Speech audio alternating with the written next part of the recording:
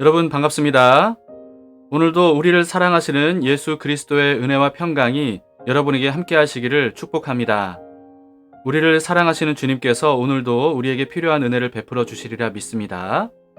우리 함께 기도하심으로써 오늘 예배를 하나님께 올려드리도록 합시다. 우리를 사랑하시는 주님, 오늘도 주님 앞으로 나와왔습니다. 우리를 품에 안아주시고 우리가 갈 길을 밝히 보여주시고 인도해 주시리라 믿습니다.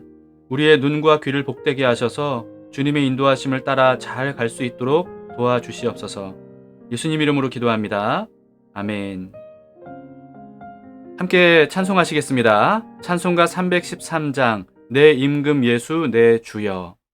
주님께 우리의 믿음의 고백을 드리도록 합시다.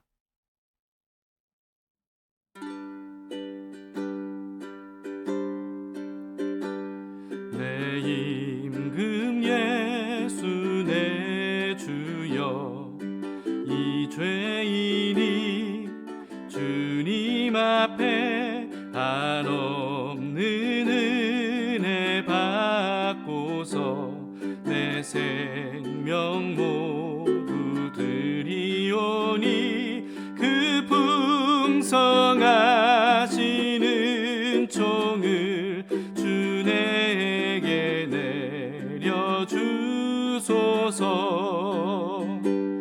내 임금 예수 내 주여, 내 허물을 덮으시고 주 십자가에 흘리신 그 피를 믿는 마음 보사 내 중한 죄를 사하여 참 평안한 맘 주소서.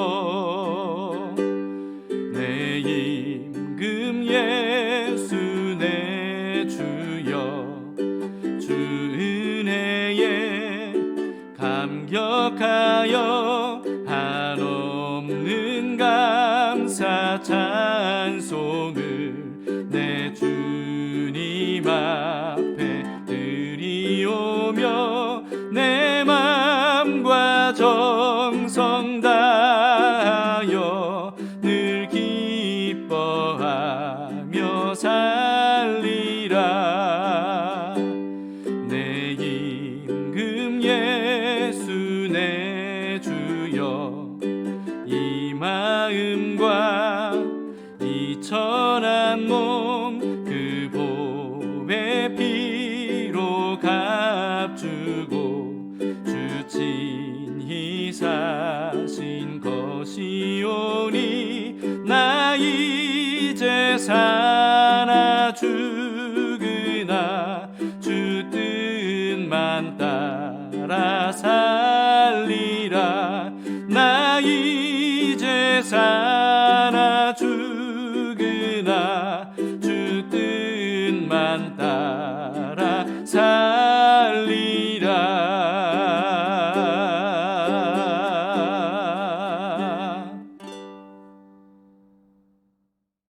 오늘 하나님의 말씀을 함께 보시겠습니다. 골로새서 3장 12절에서 4장 1절까지의 말씀입니다. 차별이 없는 은혜로 새 사람을 입은 사람들이 어떻게 살아야 되는지를 알려주시는 말씀입니다. 그러므로 너희는 하나님이 택하사 거룩하고 사랑받는 자처럼 긍휼과 자비와 겸손과 온유와 오래 참음을 옷 입고 누가 누구에게 불만이 있거든 서로 용납하여 피차 용서하되 주께서 너희를 용서하신 것 같이 너희도 그리하고 이 모든 것 위에 사랑을 더하라. 이는 온전하게 매는 띠니라. 그리스도의 평강이 너희 마음을 주장하게 하라. 너희는 평강을 위하여 한 몸으로 부르심을 받았나니 너희는 또한 감사하는 자가 되라. 그리스도의 말씀이 너희 속에 풍성히 거하여 모든 지혜로 피차 가르치며 권면하고 시와 찬송과 신령한 노래를 부르며 감사하는 마음으로 하나님을 찬양하고 또 무엇을 하든지 말에나 일에나 다 주 예수의 이름으로 하고 그를 힘입어 하나님 아버지께 감사하라. 아내들아 남편에게 복종하라. 이는 주 안에서 마땅하니라. 남편들아, 아내를 사랑하며 괴롭게 하지 말라. 자녀들아, 모든 일에 부모에게 순종하라. 이는 주 안에서 기쁘게 하는 것이니라. 아비들아, 너희 자녀를 노엽게 하지 말지니 낙심할까 함이라. 종들아, 모든 일에 육신의 상전들에게 순종하되 사람을 기쁘게 하는 자와 같이 눈가림만 하지 말고 오직 주를 두려워하여 성실한 마음으로 하라. 무슨 일을 하든지 마음을 다하여 주께 하듯 하고 사람에게 하듯 하지 말라. 이는 기업의 상을 주께 받을 줄 아나니 너희는 주 그리스도를 섬기느니라.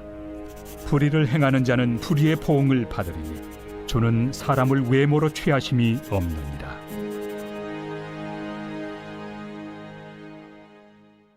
제4장. 상전들아, 의와 공평을 종들에게 베풀지니 너희에게도 하늘에 상전이 계심을 알지어다. 어제 본문에서와 같이 옛사람이 예수님과 함께 십자가에서 죽은 모든 사람은요, 창조하신 분을 닮은 존재로 새롭게 창조된 새 사람이 되었습니다. 존재 자체가 달라졌기 때문에 이제는 삶의 방식도 달라져야 되지 않겠습니까? 오늘 본문이 바로 그 말씀들을 하고 있는데요. 12절을 보시겠습니다.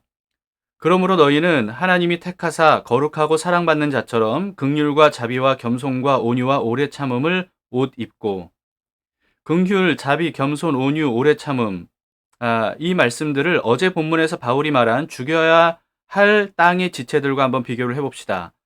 5절에서는 음란, 부정, 사욕, 악한 정욕, 탐심, 8절에서는 분함, 노여움, 악의, 비방, 부끄러운 말, 거짓말, 이렇게 나열을 했었습니다.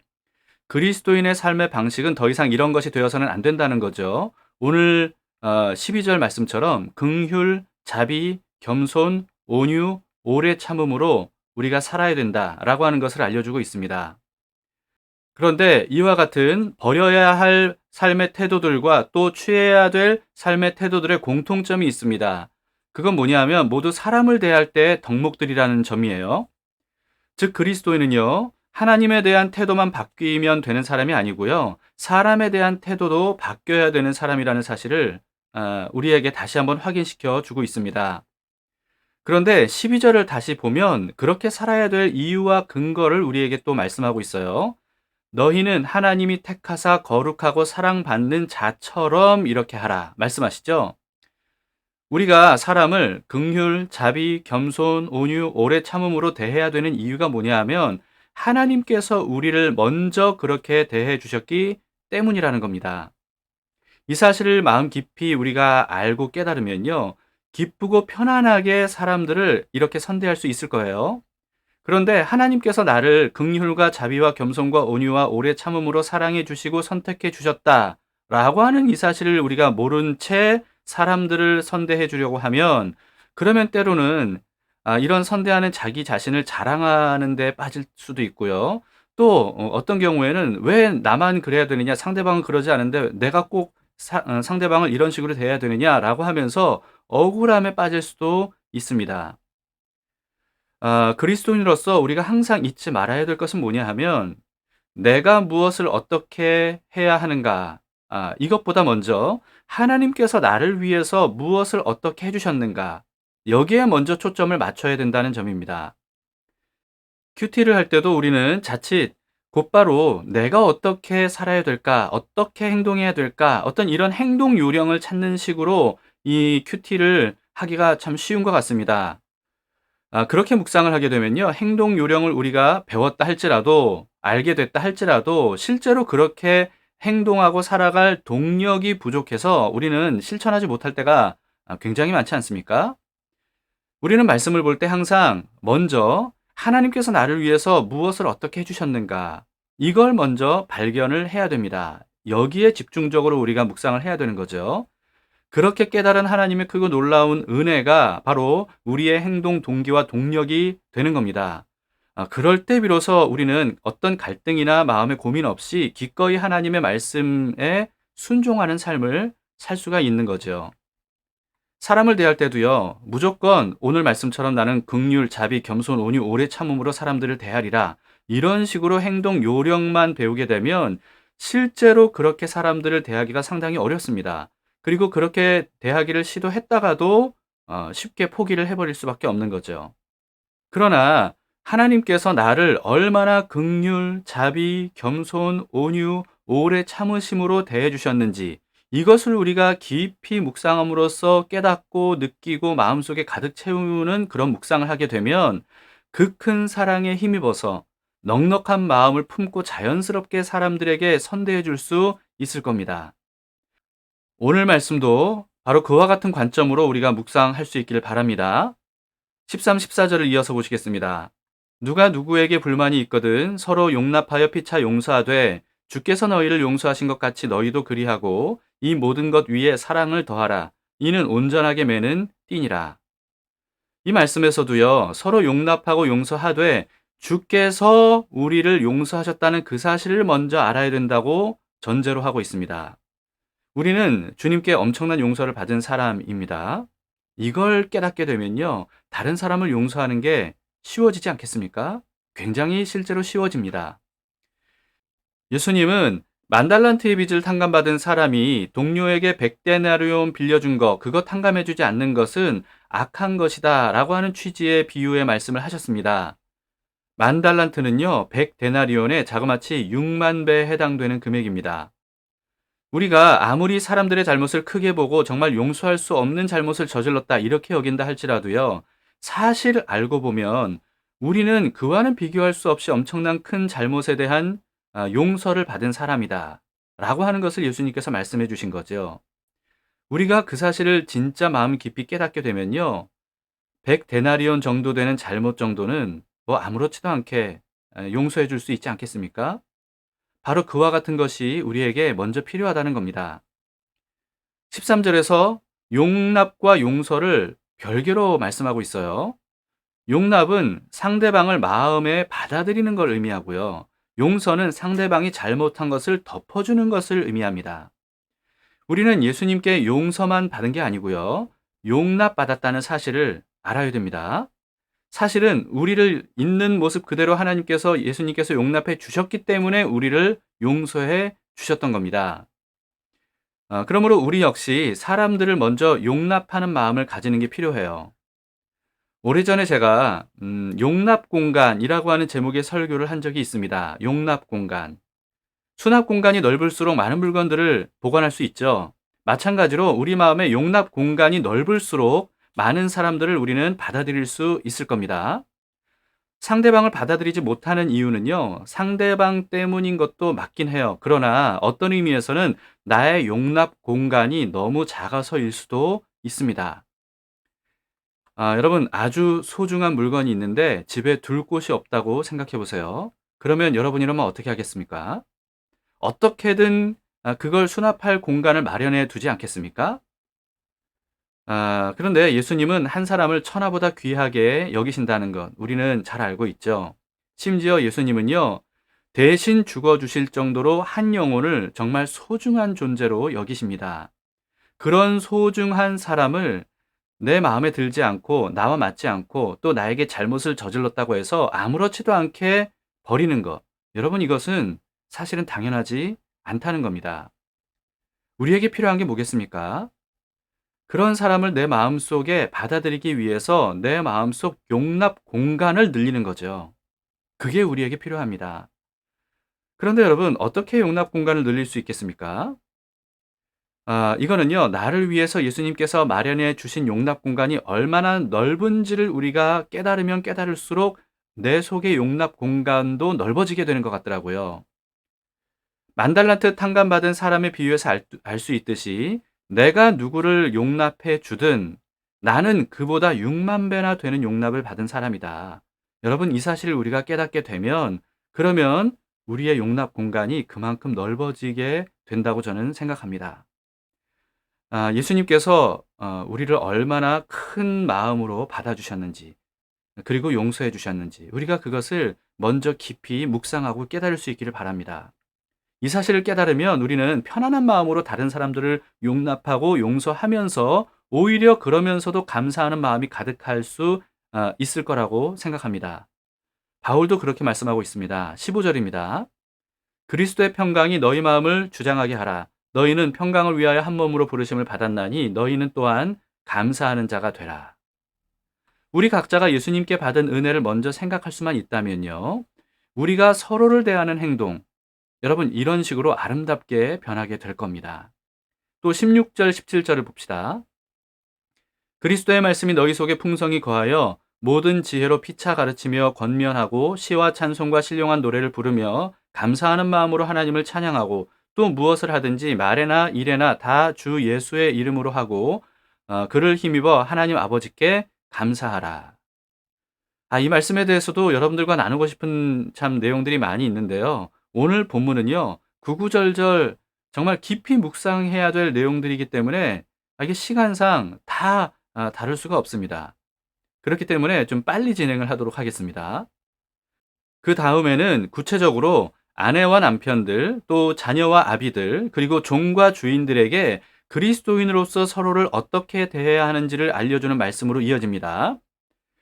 그런데요, 우리는 그 말씀을 보기 전에 먼저 3장 11절을 전제로 하고 있다는 사실을 기억해야 됩니다. 어제 본문의 3장 11절에 바울은 이렇게 말했었습니다. 거기에는 헬라인이나 유대인이나 헬라파나 무할레파나 야만인이나 스구디아인이나 종이나 자유인이 차별이 있을 수 없나니 오직 그리스도는 만유시요 만유 안에 계시니라. 여러분 이 말씀에는요. 남자와 여자 사이에도 차별이 없고 부모와 자녀 사이에도 차별이 없다라고 하는 이 사실을 내포하고 있는 거죠. 이걸 우리가 분명히 마음속에 먼저 품어야 된다는 겁니다. 이것이 바로 18절부터 시작되는 말씀의 대전제가 된다는 거예요. 18절부터의 말씀은요. 아내와 남편을 차별하는 말씀이 전혀 아닙니다. 그런데 그와 더불어서 아내와 남편은 엄연히 다른 기능과 역할을 지닌 다른 존재라는 사실도 역시 우리는 잊지 말고 말씀을 볼 수 있어야 됩니다. 18절을 보시겠습니다. 아내들아 남편에게 복종하라. 이는 주 안에서 마땅하니라. 이 말씀은 질서에 대한 교훈입니다. 결코 어떤 차별이나 신분에 대한 게 아니에요. 하나님은 태초에 아담을 먼저 만드셨죠. 그러고 난 다음에 아담을 위해서 아담에게서 하와를 꺼내서 만드셨습니다. 그래서 바울은 고린도전서에서 이렇게 말씀했습니다. 11장 8절 9절입니다. 남자가 여자에게서 난 것이 아니요 여자가 남자에게서 났으며 또 남자가 여자를 위하여 지음을 받지 아니하고 여자가 남자를 위하여 지음을 받은 것이니. 그래서 바울은 이 말씀 전에 또 이렇게도 얘기했습니다. 3절입니다. 그러나 나는 너희가 알기를 원하노니 각 남자의 머리는 그리스도요 여자의 머리는 남자요 그리스도의 머리는 하나님이시니라. 즉 남자에게서 나온 여자는 남자에게 속한 존재라는 겁니다. 말하자면 몸의 지체처럼 그렇게 속한 존재라는 거죠. 여러분 몸의 지체는 머리의 지시를 따라야 된다는 것을 우리가 지난 시간에 보지 않았습니까? 남편과 한 몸이 된 아내는요. 남편의 보호와 책임 아래에서 따라야 한다는 말씀입니다. 그런데 여러분 고린도전서 11장 13절을 제가 다시 읽어드릴 테니까 잘 들으시기 바랍니다. 그러나 나는 너희가 알기를 원하노니 각 남자의 머리는 그리스도요 여자의 머리는 남자요 그리스도의 머리는 하나님이시라. 남편이 반드시 알아야 되는 게 뭐냐 하면요. 남편의 머리는 그리스도이시고요. 그리스도의 머리는 하나님이시라는 사실입니다. 그렇기 때문에 오늘 본문에서 아내에게 하신 말씀은요. 아내가 남편에게 무조건적으로 복종해야 된다. 여러분 이런 식으로 우리가 이해해서는 안 됩니다. 남편이 먼저 머리이신 그리스도에게 복종해야 되는 것, 이게 우선시 되는 거예요. 그런 경우에 아내가 남편에게 복종하는 것은 누구에게 복종하는 것과 마찬가지겠습니까? 그리스도에게 복종하게 되는 거죠. 그리고요, 또 그리스도의 머리는 하나님이시다라고 하는 말씀도 우리는 눈여겨봐야 되는데요. 예수님은 성부 하나님께 전적으로 복종을 하셨습니다. 그럼에도 불구하고 예수님은 하나님 아버지보다 아래에 계신 분이 아니라 동등하신 분이라는 사실입니다. 삼위일체 하나님, 성부, 성자, 성령께서는 모두 다 동등하신 분이시죠. 마찬가지로 아내가 남편에게 복종해야 한다고 해서 아내가 남편 아래에 있는 존재다. 여러분 이런 뜻은 전혀 아닙니다. 그래서 이어서 남편에게 이렇게 교훈하는 거예요. 19절입니다. 남편들아 아내를 사랑하며 괴롭게 하지 말라. 아내를 남편 아래에 있는 존재처럼 무조건 복종하도록 해야 되는 존재처럼 그렇게 여겨서는 안 됩니다. 사랑해야 되고 절대 괴롭게 해서는 안 됩니다. 아내를 사랑하되 이렇게 사랑하라고 에베소서에서 바울은 보충 설명했는데요. 에베소서 5장 25절입니다. 남편들아 아내 사랑하기를 그리스도께서 교회를 사랑하시고 그 교회를 위하여 자신을 주심같이 하라. 남편들은 이 사실을 반드시 먼저 마음에 깊이 새겨야 됩니다. 그런데요, 이런 말씀들, 아내에게 하신 말씀, 남편에게 하신 말씀, 이런 말씀들은요, 반드시 자기에게만 적용해서 자발적으로 이런 말씀들에 순종하는 게 중요합니다. 절대로 배우자를 공격하고 압박하는 용도로 이런 말씀을 사용해서는 안 됩니다. 그러면 가정을 세우기 위해서 하신 이런 말씀들이 오히려 가정을 무너뜨리는 방식으로 사용될 수 있는 거예요. 절대로 하나님의 말씀을 상대방을 비판하거나 압박하기 위한 말씀으로 적용하지 마시고 우리 자신에게 적용하면서 자발적으로 이런 말씀에 순종하는 우리가 될 수 있기를 바랍니다. 이어서 자녀와 부모에게도 어떻게 해야 되는지 말씀하고 있는데요. 여러분이 직접 읽고 묵상해 보시기를 바랍니다. 시간상 더 이상 자세하게 다루기는 어렵고요. 한 가지만 짧게 다루고 마무리를 하도록 하겠습니다. 22절입니다. 종들아 모든 일에 육신의 상전들에게 순종하되 사람을 기쁘게 하는 자와 같이 눈가림만 하지 말고 오직 주를 두려워하여 성실한 마음으로 하라. 여러분, 우리는 바울이 이 골로새서를 빌레몬서와 함께 써서 함께 보냈다는 사실을 우리가 잊지 말아야 됩니다. 그런 사실을 생각해 보면 이 말씀이 좀 달리 보일 겁니다. 바울은요, 빌레몬서에서 주인인 빌레몬에게서 도망쳤던 종인 오네시모를 다시 빌레몬에게 돌려보냈죠. 그러면서 더 이상 오네시모를 종으로 대하지 말고 형제와 동역자로 대해달라고 부탁을 했었습니다. 그런데 오늘 본문 22절에서는 종들은 주인에게 순종하라 이렇게 말씀하고 있는 겁니다. 나아가서 순종하되 눈가림만 하지 말고 주님을 두려워하는 마음으로 주인에게 성실하게 순종하라 이렇게 말합니다. 여러분, 빌레몬서의 말씀과 오늘 본문의 이 말씀 모순입니까? 여러분, 모순이 아니고요. 바울은 그리스도인인 종은 종대로 또 그리스도인인 주인은 주인대로 마땅히 취해야 될 태도를 각각에게 알려주신 것입니다. 그렇기 때문에 이 말씀 역시 종이 주인에게 요구를 하거나 또는 주인이 종에게 요구하는 그런 식으로 이런 말씀들을 적용해서는 안 된다는 거죠. 그렇게 하면 역효과가 일어나는 겁니다. 그렇기 때문에 18절부터의 말씀은요, 철저히 자기 자신에게 적용해야 될 말씀이라는 사실, 우리는 이것을 꼭 잊지 말아야 됩니다. 오늘 말씀을 통해서 우리가 하나님께서 얼마나 큰 사랑과 은혜를 베풀어 주셨고 그것을 받은 사람인지 이것을 먼저 깊이 묵상하고 깨달을 수 있기를 바라고요. 또 그런 마음으로 서로를 대하는 이런 아름다운 인간관계를 할 수 있기를 바랍니다. 함께 기도하시겠습니다. 하나님 아버지, 하나님께서 우리를 얼마나 사랑하시고 얼마나 크신 은혜를 베풀어 주셨는지 주님, 우리는 그것을 정말 다 헤아릴 수 없습니다. 다 헤아릴 수는 없지만 하나님의 그와 같은 크신 사랑을 우리가 점점 더 깊이 알고 많이 알기를 원합니다. 주님, 우리의 눈과 귀를 열어주셔서 깨달아서 우리 마음속에 그와 같은 주님의 마음을 가득 품을 수 있도록 도와주시옵소서. 그럼으로써 우리 마음속에 용납 공간이 넓어질 수 있도록 주님께서 도와주셔서 우리도 형제 자매를 주님께서 우리를 대해 주셨듯이 대할 수 있도록 주님 도와주시옵소서.